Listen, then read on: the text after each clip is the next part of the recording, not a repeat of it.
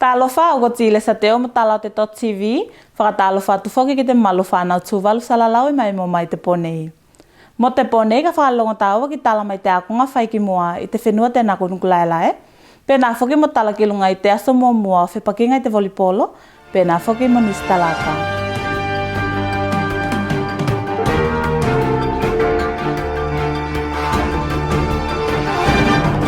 A te fulu o lima se tasio matao pui whakamalosi ni te ofisa o te ola lei, ki lunga I a ko ngā o na loko te masaki tēnei ko te COVID-19, tēnei I pokotia I te lalangi, pēnā whuki mo te atu whenua.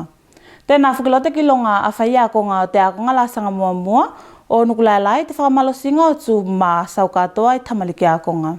Tau whai vanju te talamaia.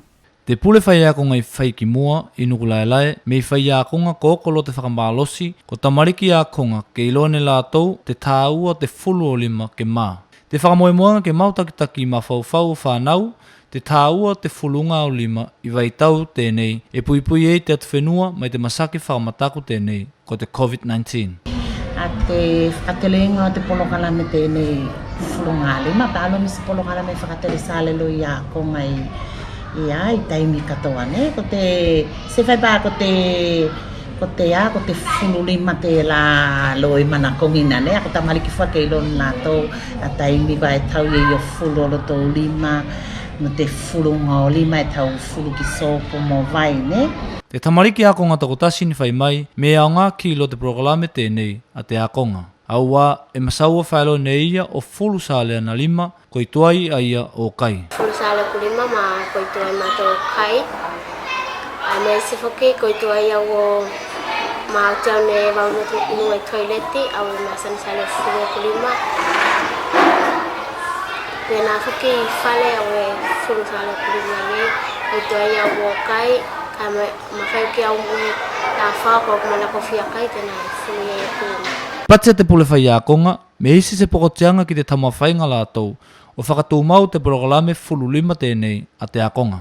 Ako te taimela tēnei, e whakatele ne mātou kai ko tūlanga o mea kai whakaonga ki te fulunga o lima o tamaliki e pēla me se lava ne, e wilo e te mentality e no whamu whai akonga me tamaliki ke need ke fulu a lima o tamaliki, ako mea kola e whakaonga e se lava, ona e fitu mo tō running tabs ko nei, kai mai te fitu tēnā, se a whakolaia e māsene, te la la ka whaioko ki taimi e break e tamaliki, e olo, sere e lai na loa loa ki e loa ne, nisi tamaliki, nisi wasenga, ko se mi whai loa fulu olo tō lima.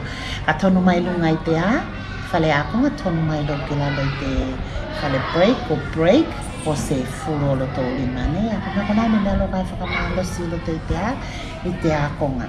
Te akonga ni whakatangi lunga I te kaupule pēnā whoki mo mātua, ke maua ne peisini mo fulu a lima tamariki. Esi ne mawhauwhaunga pēlā mātou ke ave ne moto se moto whakamole mole ki mātua e onko te kaupule ke mawhai o whakamau wa whane moto washing basin pēlā ne. Ia, kai oti ko toi mai whakilo te kau o te health, e whai mai loa me need loa ke a, ke sali loa te tap, ka ke a, ke fulu a lima o tamariki. Tala mo taimi tēnei, pēlā lo mene se ai ne tūlanga whasoso ani kona ane mo mai kaupule mo mātua, ke whakaisi ne pēsine mo fulu a lima o tamariki mo soko, o nā lako te mea taimana kongina mai te kau te ola lei, ke fulu lo a lima ka ke sali a te vai ne.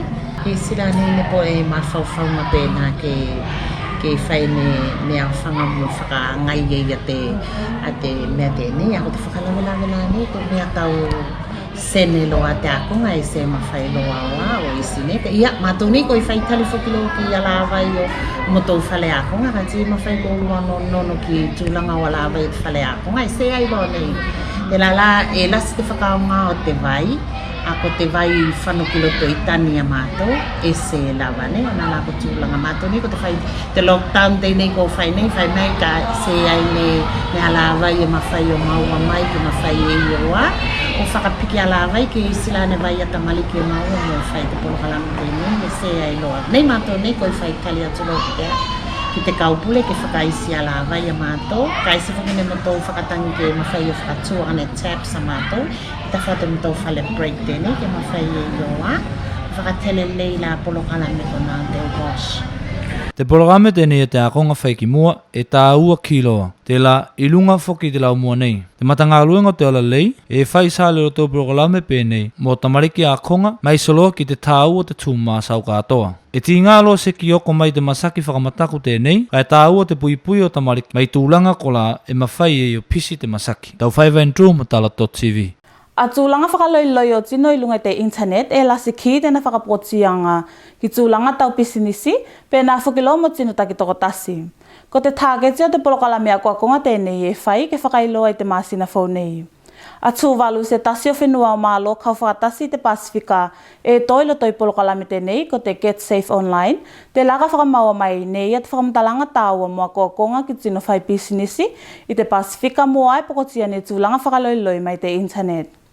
I te pepa whakamdalanga ni maua mai te kampane tēnei Get Safe Online, mai peletani e whai mai me te whakamoemoenga o te polokalame tēnei, ke atilia kai loa mo mai nanga o tino whai pisinisi i pokotianga ko nei, kai mai se e ko te vaenga ko lai pui e a tino mo pisinisi. Pokotianga ko nei a whea e whakaloiloi o ingoa, ko viruses ke eko whukiloki tūlanga whakamataku i lunga i te internet. E whakatautau ko te astai ao po mua iulai, ka whakapatine e te polokalame a koa ko tēnei, te la ka whai te e ne websites ma whenua e iwa te Pasifika, e au whia e Tuvalu. A websites ko nei e tū e whakamatalanga tāua ko la e tau keilo ne tino, e pui e la tō mai pokotianga i o me vaenga whakaloiloinga ko la e ave sale i lunga i te neti.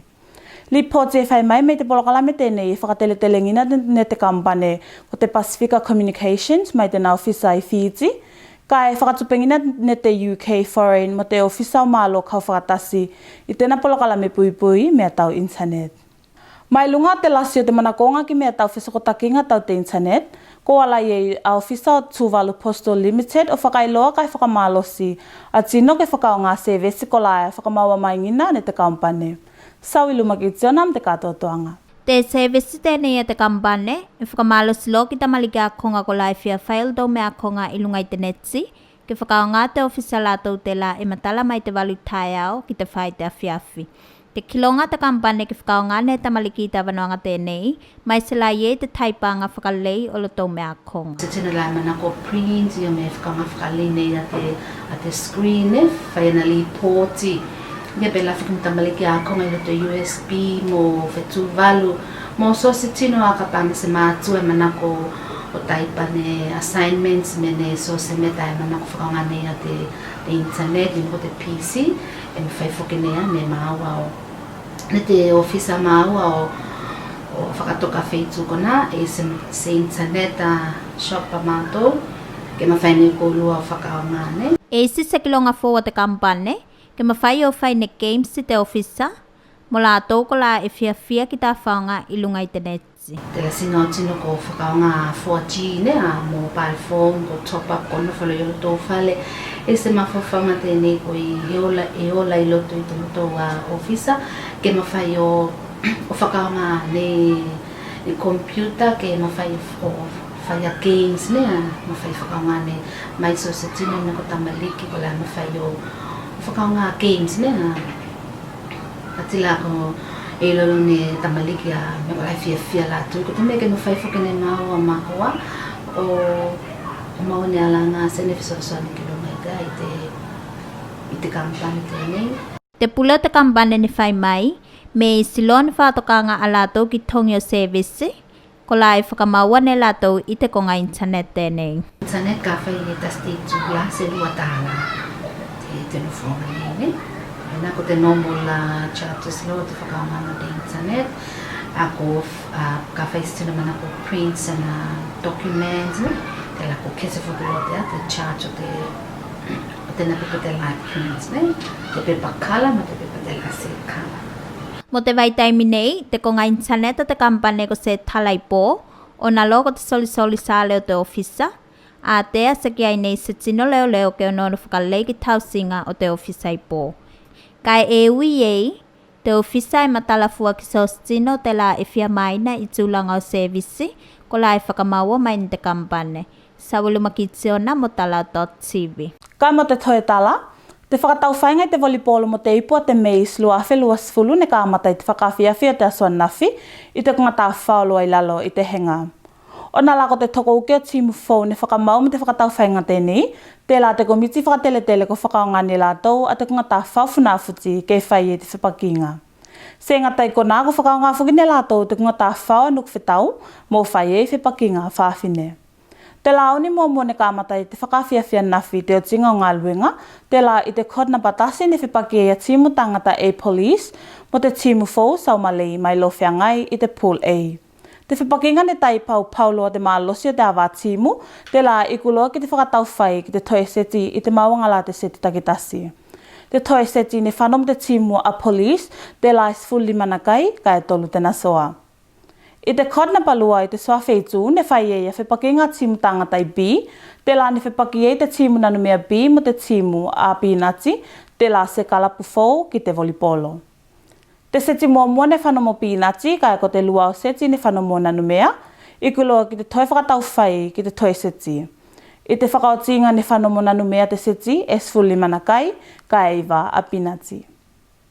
Kai whipakinga whawhine ko lani whai te kodna patolu, ne whanoma te timu ni utau pi te sili nanumea, e luana seti kai sea i te nasoa.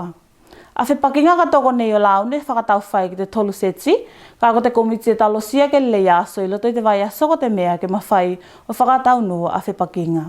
Ko nā la tala te dotTV mo te pō nei, manuia te pō kai tō whā.